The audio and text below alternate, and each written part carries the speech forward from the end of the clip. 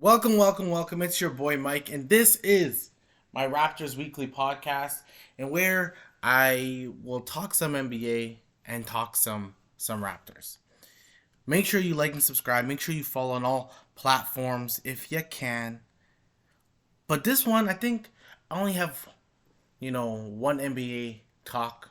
It's kind of about the Lakers because I kind of feel like the Lakers and the Raptors are just in the same position where every time they get so close to being 500, then they take a step back. They get close again, then they take a step back. So I kind of feel like I want to just have maybe a 2 minute conversation about the Lakers. I say 2 minutes, then it ends up being like 20 minutes. But I promise myself I won't do it. I won't do it. I really should talk about the Boston Celtics and their slide, and even the Denver Nuggets slide. But I think sometimes when you peak, there's always going to be the downtime, which I think it happens. I still believe in the Boston Celtics. I still believe in Denver. I think Denver's a good team. Now, if they face the Lakers, I'm going with the Lakers. I still think the Lakers are the scariest team when healthy. When LeBron is, especially if LeBron tells himself, okay, this is my actual last chance. Though the West is wide open, this is my thing. Right, but I believe in Denver. I believe in Boston. I should talk about them in their slide, but maybe I'll talk about it in a separate video where I just said some teams are just not where we want them to be. But in talking about the Lakers, just recently beat the Magic after losing to the Mavericks. And the Mavericks loss was pretty shitty. It was basically a Kyrie attempted. It looked like he was attempting a jumper. But then he passes it to Kleber. And then Kleber hits a shot that he was basically wide open. And he's a good 3-point shooter. And Anthony Davis left him open. Right? Anthony Davis left him open. I just finished listening to Skip and Shannon just briefly talk about that Magic game. And then they were both saying, they both seem kind of down on the Lakers. Skip has always really been down. And then they're really down on Anthony Davis. And what makes you down on Anthony Davis is, overall, the inconsistency. I've been inconsistent with my, fandom of an Anthony Davis. Because I personally believe that Anthony Davis has all the talent in the world. But I don't believe he's shown it on a day-to-day. I don't believe in Anthony Davis showing out that he should, because when I look at Anthony Davis, I think he should be putting up consistent numbers. And I mean consistent numbers like Jokic, like Giannis, and like Joker. Sorry, and like Embiid. So Embiid, Giannis, and Joker. Those are three guys who are every past 3 years they've been MVP candidates. Giannis won it the 4 years ago twice. Then Jokic won it.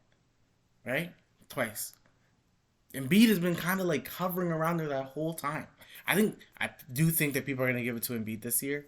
I think if they end up with a higher record with the second seed in the East, the somewhat could be a tougher conference. I know the West is everyone's kind of jumbled, but I think the East has I think from New York up better than pretty much I don't know. I think they're pretty much better than any team in the West. Besides, I think a healthy Clippers and whatever.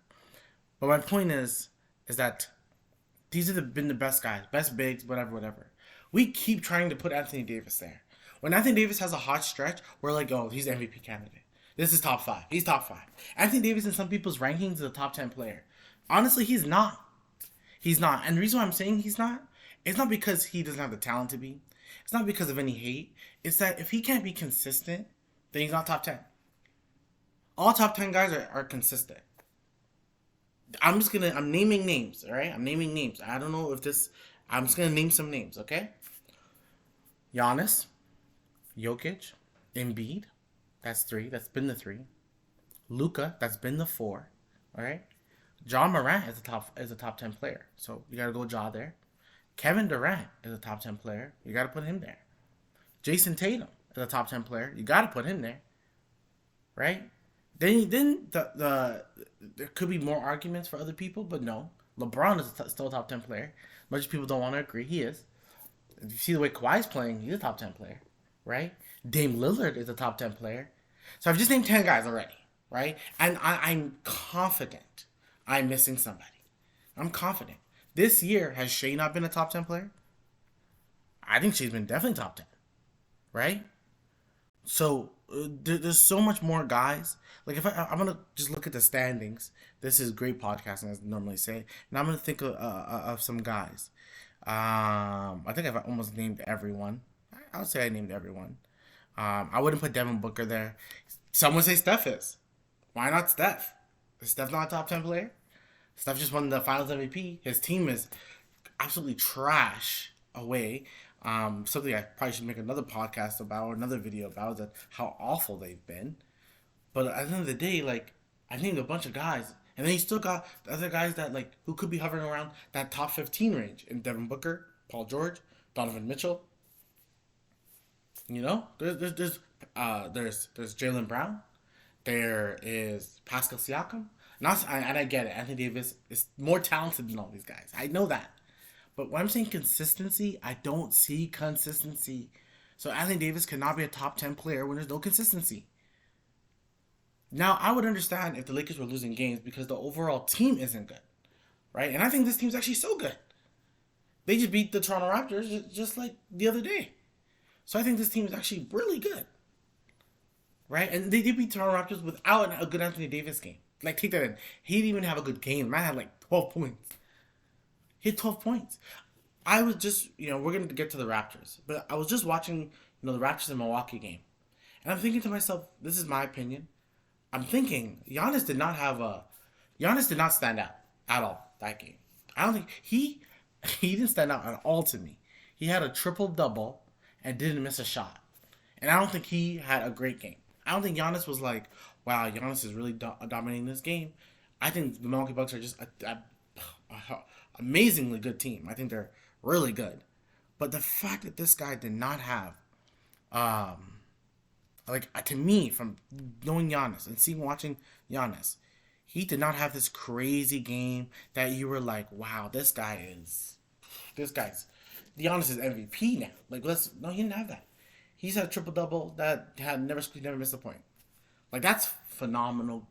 That's phenomenal games. Anthony Davis will give you like 2 weeks of 25 and 12 and like 4 assists on like 50% shooting. And you're like, oh shit. Anthony Davis is the one. He's the guy. But then he gives you weeks where you're just like, man, where are you? And he'll probably still give you 20 points a game. But you're just like, why aren't you dominating? You should, especially when everyone says, the league is much easier. The league is this, the league is that, whatever. Okay, this is where Anthony Davis, like, right now, with the way we look at this team, why is Anthony Davis not the number one guy? Like, why is he not the number one guy? So right now, this year, Anthony Davis is averaging, 26 points, 12 rebounds, and about 2.5 assists. So I'll give him all. I'll say 3 assists. So when you hear the stat line, that is an all NBA stat line. 25, 12, and is all NBA, or 26, 12, and 3 is an all NBA stat line. That's an all NBA stat line. But why don't we feel it when we watch it? Why don't we feel like he's impacting the game? Why the last game they won against the Magic was Austin Reeves the better player? Sometimes people just get numbers, right? Sometimes people just pull up numbers. Sometimes you can have numbers and it don't mean shit. I think there's a lot of players who just put up numbers, but their team is on nothing. Austin Reeves got 35 points last game. 80 got 15 and 11. All I'm saying is that you want someone who, even when they're not doing something, they're doing everything. Giannis, triple-double without missing, and I still don't think he had a game. But he still obviously impacted the game. Jokic does the same thing. Jokic has the best defensive numbers, which it's all flawed because he's so good offensively that his defensive numbers somehow end up being good because his plus minus is so crazy. But Anthony Davis is a better defender. Some would argue and say that Anthony Davis is a more talented player than a Jokic. Sometimes talent, you can be as talented as you want, but if you work harder, you're gonna. I think working hard will beat anything. Giannis is not the most talented guy. That's why people go like, oh, you can do what Giannis does if you're that size, blah blah blah. Yeah, because Giannis, he just puts more effort in. He puts more effort. That's why he's won a title, right? That's why guys like James Harden can back in the day can argue and be like, oh, if I was him, I would be the same. Blah blah blah. No, Harden had all the talent, had all the points in the world. He's in so much record books, but what is it? There's nothing. There's nothing. Dame Lillard, I actually don't blame Dame. I don't blame Dame. I think Dame has tried really hard. I think he hasn't had a co-star, and Dame needs a co-star. Like Dame doesn't need. Dame needs in this argument. Dame would need an Anthony Davis, so that Anthony Davis could be the number two guy. But I'm saying when you don't have a LeBron, because LeBron is still the number one guy in LA. If you don't have a LeBron, Anthony Davis is your time. Like I think about when Chris Bosh, when LeBron left Miami, Chris Bosh points went up like five, right? Wade actually dropped down a little bit. It was Bosh who stepped up the most, and Bosh was the one. Like when the Raptors, when Kawhi wasn't playing, the Raptors were 17-5 without Kawhi Leonard, their championship year. So as much as people can say like they weren't, Kawhi carried them. Yeah, playoffs he did his thing, 1,000%. Pascal was great. Kyle was great. Fred was great. Gasol, Ibaka, Norm, OG, like they still had a good team. Danny Green, everyone stepped up, and then so for me, when I look at the Lakers, especially when you're trying to fight, you step up. That's why it leads me to the game that he missed against Houston, which they only lost by I think like 3 points, 4 points. Anthony Davis didn't play. Well, we want to keep him healthy. He's not injured or anything. We just want to keep him healthy. What type of stupidity is that? This is what people don't like about the whole load management. I don't think load management is that big of a deal lately. I think every year we make it such a huge discussion, which I don't think guys are actually sitting out the way they are. I think guys are actually just hurt. Like guys are hurt. Yes, there'll be the game where Michael Malone benches his whole starting unit on a back to back when they're traveling pretty far. And sometimes I think the schedule could just be better. The fact that the Raptors, and it's fine, but the Raptors played a back to back game, and everyone has to deal with this, so it is what it is. But the Raptors played a back to back game, and Milwaukee didn't play since like Thursday. Like that seems that doesn't seem the most fair. Like 3 days off they have, and then Raptors are on a back to back. Of course you're gonna lose. But the Raptors also beat Minnesota on a back to back. So it's like, what can you do? It's the way the schedule runs. But like, I just think when I look at the Lakers, you could be better. You could be a lot better. You can be a lot better. A lot better. So, yeah. Um, so all in all, I just want to say that I think the Lakers have, quite frankly, with LeBron's absence, there's moments where you're like, man, D'Lo's good, this and that's good, and D'Lo's gonna do that. D'Lo's gonna win you a series, but he's also gonna shoot you out of one. They both happen. It both happen. So it's just about kind of overcoming it. So let me move on to the Raptors because it's about that time. About that time I talk about the Raptors. I don't want to talk too much about the Lakers. I actually talk more. I realize that. I could have talked more about them, but I don't want to. I don't want to. I don't want to. So with the Raptors, it was a good week, and I predicted it correctly that it was going to be a 3-1 week. I felt good about all three games. I knew they were going to win the three. I knew they would beat Denver. I felt it, especially after the loss that happened. You knew they were going to beat Denver.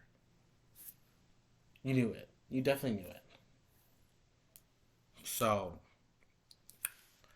where this week was interesting, I would say, interesting week for the Raptors as a whole, is you're watching the Atlanta Hawks the whole week. That's what I've been doing. I've been watching the Atlanta Hawks because Raptor fans, what you want is the eighth seed. Because what I think could happen, and this is just, there's like 10, 11 games left. I think Brooklyn is going to slide because I believe Brooklyn has a stretch where they're facing some Western Conference teams, I believe. I think they have a tough stretch near the end.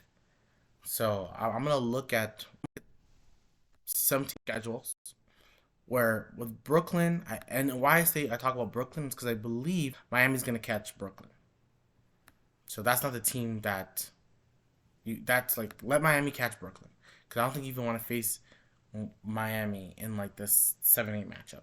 But sometimes Miami's a little funny. So I think Brooklyn's next stretch is gonna be a tough one. The next set of games are Cleveland, Miami. Then of course they have some easier ones in Orlando and Houston. Then they have Atlanta. They kind of finish off kind of butter, to be honest.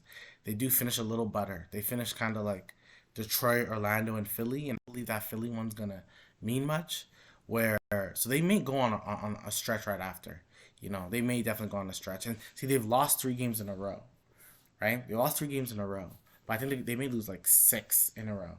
They may end the season like a 43 and something, just because with the way the rest of the wins are going. But they have Orlando's a tough team. No, I'll never say, but it's a back-to-back game. But it's still not. They're in Florida, so they'll be fine. So then it's Houston, Atlanta. The Atlanta one's gonna be tough. I hope they win that one because once again, the title of this whole video is that you're chasing Atlanta, right? You're chasing Atlanta this week, but eventually you need other things to happen. So in the perfect scenario, the perfect world for the Toronto Raptors team is for Brooklyn to lose games, Miami to win them, and then Toronto to win games, and then for Atlanta to lose them. Now that was Brooklyn, so I think Brooklyn, I can see them losing games. Miami is a weird team. It's 1,000% the weird. You don't know what to expect, but you're hoping, and everyone knows, no team wants to face Miami in the playoffs. If we all think Toronto's annoying, Miami's most annoying. There's no one more annoying than Miami. Toronto could be annoying for a couple games, but Miami's annoying all series. They are a team that like they have. See, now look at Miami's rest of the games. They have a harder schedule. I don't know how they're gonna end up. And they have those like random losses. Like they lost against Orlando. They lost against Chicago. I know Chicago was fighting, but like they'll lose these random games. And it's like, okay, their next game is against Brooklyn. Oh, sorry, it's New York. Next game is New York. And then it's Brooklyn. And they have some games like they have a lot of days off actually. Like a lot of days off. So I don't know how. I think a healthy Miami could beat New York, but then they face another. They face Brooklyn, like 4 days later, and I think like that could be a win. Then they face Toronto. I don't know how that's gonna be. It's gonna be probably a 98-98 game going into like double overtime. And then they face New York, Dallas, Detroit, Philly, Washington, Orlando. I don't know if that's gonna work out for us. Like looking at it, I don't know. You're hoping they're playing their best stretch of basketball. Like I said, nobody wants to face Miami. And the way Boston's slipping and the way Philly's climbing. Like Philly has won. I think like didn't they just win like 12 in a row or something? Like they're underratedly like been the best team in the league in the past like 3 weeks since the All Star game, and like no one's really talking about them as much, which is good for them because you don't want to be spoken about as much because then the expectations get increased and all this other stuff happens. Like you don't really want that. So that's what I'm thinking. But with Philly, with Miami, that's what I think is gonna happen. I truly think like all that's gonna happen. Now with Toronto, their next 10 games. Oh, sorry, I'll go Atlanta. Atlanta is the other team that you want to you definitely want to start losing games, and they've been 500 for so long, and I'm so glad they lost to the Spurs. I think the next game is against Detroit. I don't believe they're gonna lose against Detroit because I do think like they're still a good team there in Atlanta, so I don't expect them to be horribly. Raptor fans, you need, and it's just so you know, the Raptors have to go. They have 10 more games left. They had to go 7-3 or 6-4 to have any hope of the eighth seed. They cannot go 5-5 because it won't work. 5-5 won't work. And they can go 5-5 and Atlanta lose all their games. That's possible. But for you to have the best chance to not worry about nothing, to have one game, you gotta go 7-3 or 6-4. You got it. So Atlanta has they have, I would say, a potential tough stretch, but it's kind of, they're at home, so it could be better. But they face Detroit. I think that's probably a win for them. They face Minnesota at Minnesota. Minnesota's fighting for their playoff lives just as much as anyone else. So, and it's a back to back. So they're at home in Atlanta, and they got to go to Minnesota. That could be tough. Then you got to face Indiana. That's a tough game. They could win that one. I may give them that win. But then they have the Grizzlies, and I think Ja Morant will be back at that time, so that's a loss. Cleveland loss. Brooklyn could be a win. Hold on. I'm gonna start again. I'm gonna put my hands up. They have 11 games. Detroit, I'll give a win. Minnesota, I'll give a loss. Indiana, I'll give a win. Memphis, I'll give a loss. Cleveland, I'll give a loss. Brooklyn, it's at Brooklyn. It's at Brooklyn. And Brooklyn has wings. They definitely have wings that can guard Trey. I'm gonna give it to. I'm gonna give it to Brooklyn, and then they face Dallas. I'll give it to Dallas. That makes them 2-5, right already. Then they face Chicago. I think it depends where Chicago is at that time. But I'm gonna just say I'll give it to Chicago. Then they face Washington, which is a back to back. At home though, they'll be at home. Washington depends. See, they're facing Chicago and Washington, and they're fighting for their playoff lives. Like I don't know, because I think no matter what, Atlanta will be in a playing game. I don't think they're gonna fall that great. They're not gonna fall like that. So I gave them Chicago, and I'll give them. The things I think they're gonna lose to Washington, right? In either or. So then that makes them 3-6, where they have Philly and Boston, who I both believe should be in good position. If Philly is needs to hold on to the second, and they're like Boston's one game behind them or whatever, Philly's playing the whole game. They want the second seed. They want the second seed because if that second round is against Boston, you want home court. So they're gonna play. So then if they're playing full, then it goes to Philly, right? That's 7. That's 3-7, and then with Boston, once again, it all depends on it, right? So the thing with Atlanta, they're facing teams that are actually all want playoff position. Like not Detroit and not Indiana. But so besides Detroit and Indiana, everyone's fighting for playoff position. Even the Washington Wizards are fighting for playoff position, right? So there's a potential fight. There's definitely gonna be a potential for that like 10th seed. Because Chicago's coming, and the crazy thing I'm talking about the Wizards, and I said ignore Indiana. Indiana is the 11th seed. It's not even the Wizards. The Wizards are the 11th seed. It's the Pacers. So like, I don't know. I think Atlanta they have a tough road because they're just facing like even Dallas. They have to face like they're facing a bunch of teams that need wins. Like they need wins. Like Dallas loses a game, they're all the way to 10th. Like you can't. Like Dallas is 6th, and the Jazz are 11th, and they have one game separating them. And Dallas is in. They're in the place where you don't have to do a play in. You lose one game, you could be all the way 11th. That's why going back to that Laker conversation, Lakers not playing against Houston was such a dumb move. You need every game. You need every game. What are you doing? I think these last couple weeks could be really interesting. Now, where we have the Raptors, like I said, they gotta go 7-3. They can't afford. They really can't afford this stretch. Like they can't afford losing a bunch of games. So, and I'll get to what they play this week. I think this week could be a week for them, which could finally get them above 500, which would be good. But they face. I keep seeing Boston in everyone's schedule. I'm thinking, does Boston have like 3 games in like 3 nights? Like I don't get that. Boston like they have a lot of games at one point, and they have they're just away. They're home and then they're just away. So they have Indiana, which I think could be a win. Detroit, you never know. So I'm gonna do my hands again. So I'm gonna go. Indiana is a win. Detroit's a win.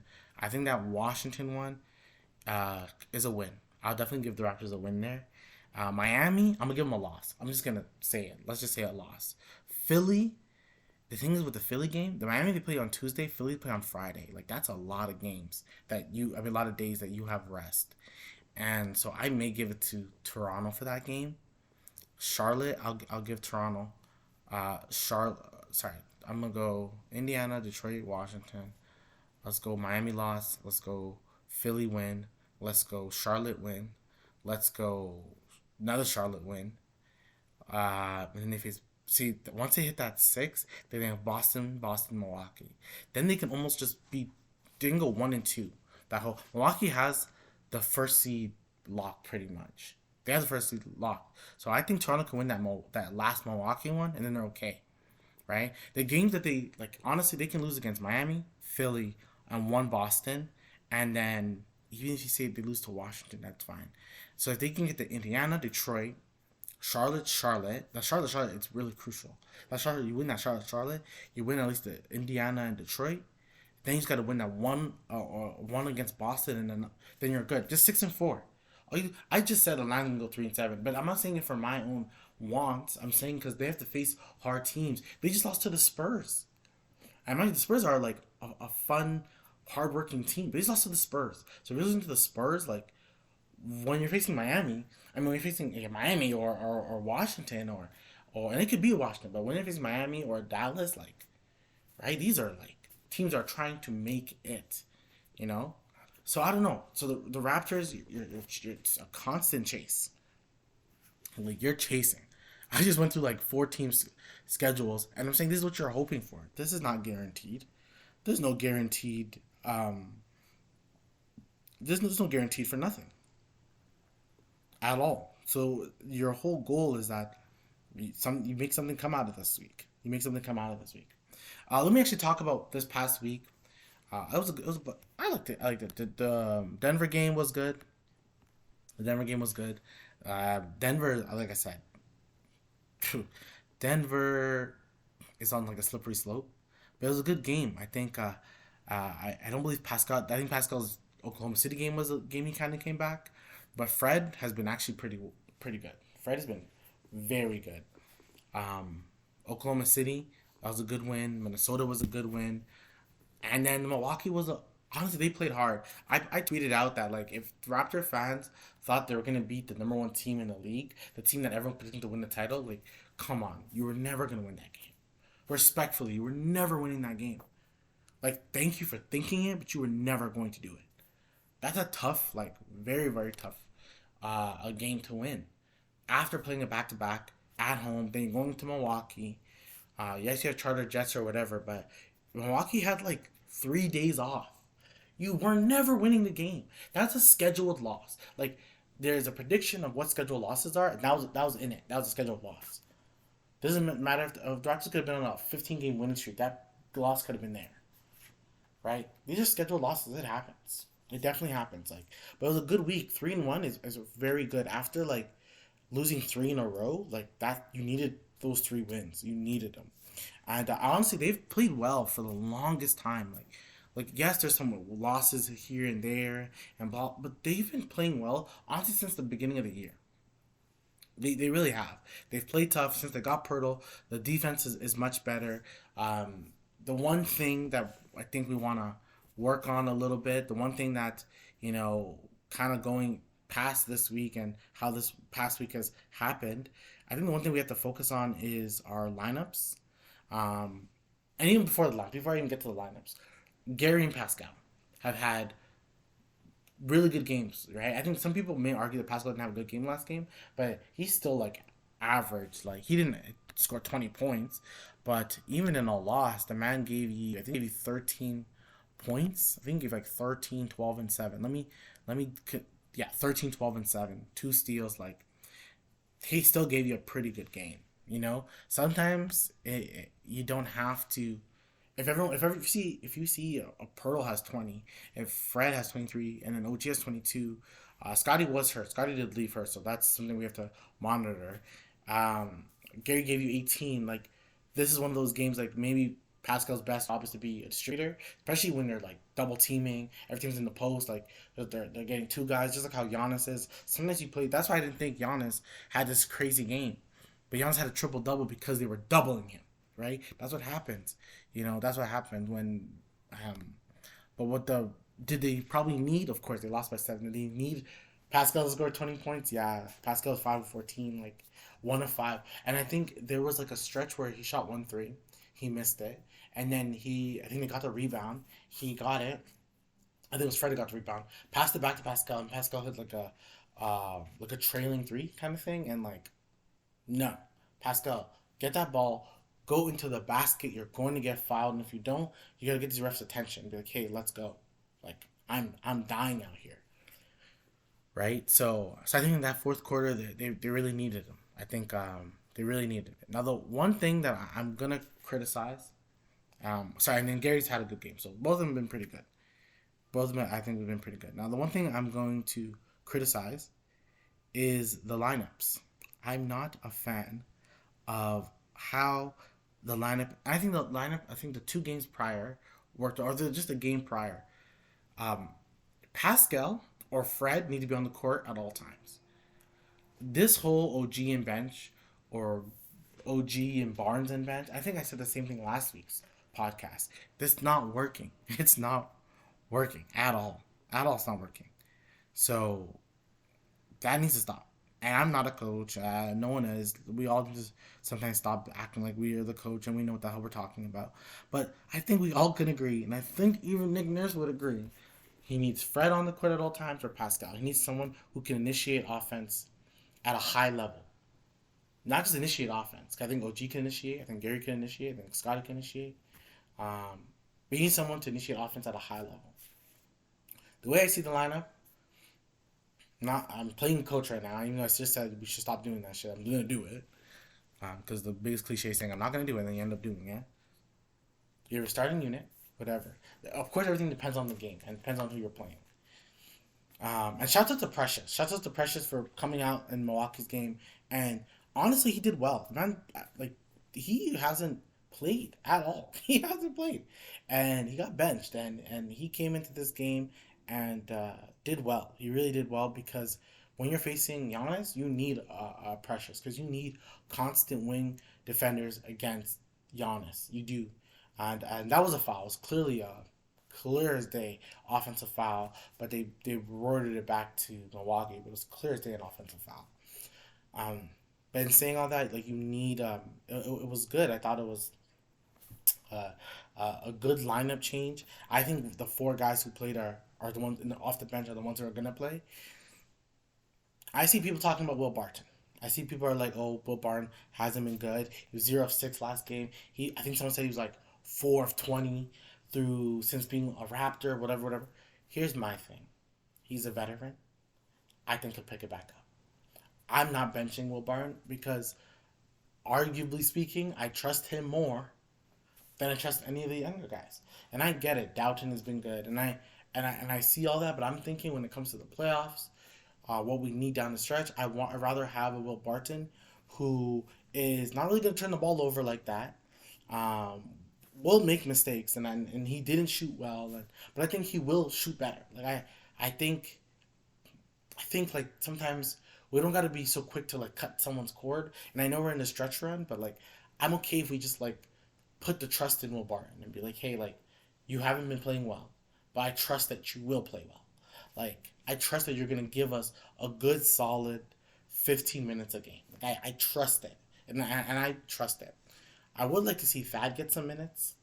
Um, so to me, if you cut down Thad's minutes, if you cut down Thad's minutes, I think then I mean, so if you cut down Will Barnes' minutes to give some to Thad, and then you kind of like hover around the margins of other guys' minutes, Boucher, Achua. Trent should be averaging 30 minutes a game. He is so vital to what you do. You need him to be aggressive. And, that's why, going back to what I was thinking about the lineup, you have the 5 guys, your 5 normal guys. Then to me, you bench Pascal first. I think Pascal with bench is way better than Fred with bench. You bench Pascal. You bring in Gary. You bring in you bench Pascal, and you can go Pascal and probably Pirtle, right? You bring Boucher. You bring or you bring Ochua if you need a big, like a stronger guy. But you can bring Boucher and you bring Gary. Those are the first 2 guys you bring. So then everyone's doing their thing, and then you sit down OG. You put Precious. Now you have Precious, right? So now you have a Fred. Sorry, you have a Fred. You sit down Scotty. I mean, so you have a Fred, OG, sitting still the 2 guys. You still have your I think 3 bench guys. Then in the second quarter, you are gonna play. You have Pascal. You have Gary. You'll have Precious Achua. You can have you can put anyone, but as long as you have Gary and Pascal, you're good. As long as the court always has the 2 guys in and Fred and OG, or Gary and Pascal, you're okay because you have the guy who can be your point, and you have another guy who can get you a basket. And then the day, Fred can do both, and then OG can hit some corner shots. So I think you just have more guys who have the ability to do things. And then you have Scotty, who's your all around player. You can put him with anything, right? That's why to me, come playoff time, it's something I really want to say because I just feel like I have to say this. Come playoff time, your options are Pascal number one offensive option, Fred is your second offensive option. Gary is always going to be your like if Fred and Pascal are like depending on who's on the court is your number one, Gary will always be 1B. Like that doesn't matter. Gary will always need to be aggressive. So three guys have to be offensively aggressive, or those three guys. Always, always, always. Pearl needs to be aggressive on the boards. Always, always, always. OG needs to be, I don't say aggressive defender, but just be the best defensive player that he's shown all season. Honestly, he's been a great defensive player. He's not going to win defensive player of the year, but he's the most like diverse defensive player we have in the league. He really is. So that's what OG does.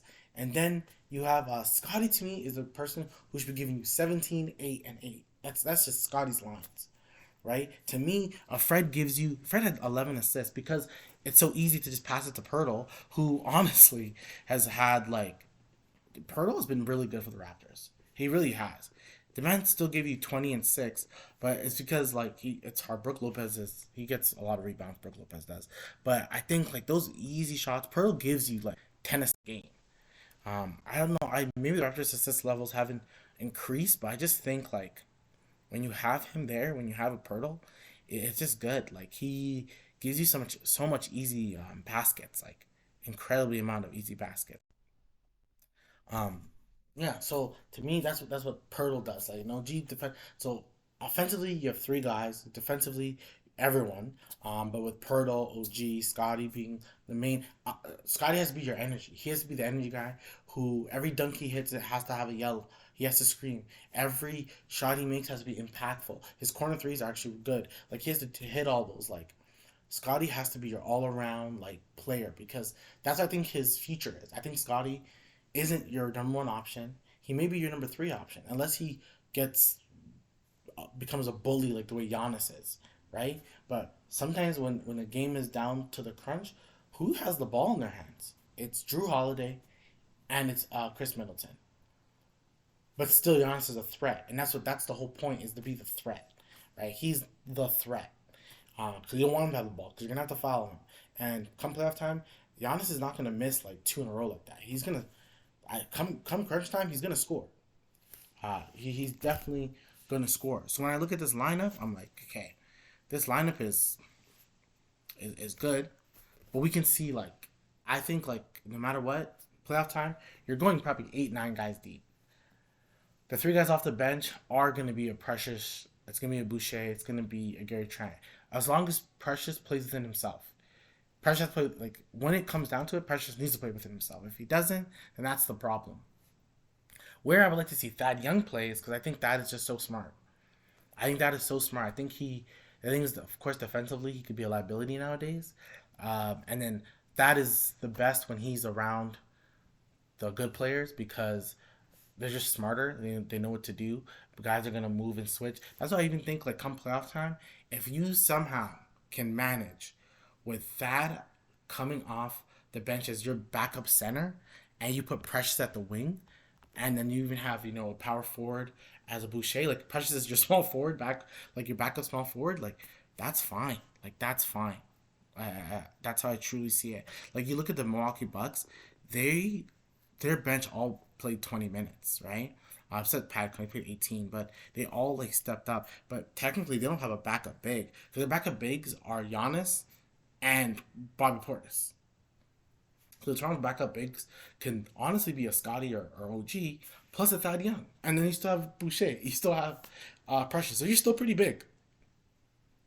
You're not like the physically demanding team, but you're still a pretty comparable sized team, right? So that's the way I would see the lineup going with the Raptors, all in all.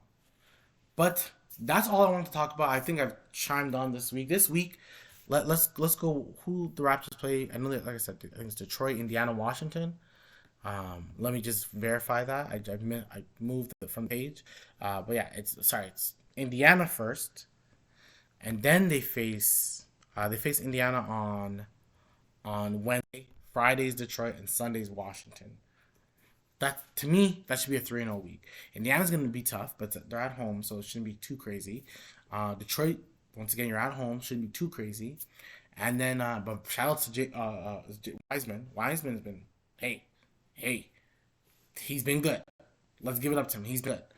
He faced Washington, who, like I said, they want it. The Washington definitely wants it. So that's what I'm thinking is going to happen. That's a 3-0 week, which would finally lead the Raptors at a 38-37 against a crucial game against. Then their next three stretch is much harder. That Miami, Philly, or Miami, Philly, and Charlotte. But they need this one, right? They really need this week. They need to go 3-0 so they can be 38-37, and then they have to just kind of watch Brooklyn, Miami, Atlanta. Because honestly, you want eighth seed. You're chasing Atlanta. You're chasing the eighth seed. Thank you. That's what it is. But like and subscribe. Follow on all social media platforms. We'll talk again. Hopefully, I'll do like a video this week about something. I don't know. We'll see. And I'll talk to you guys again. Peace.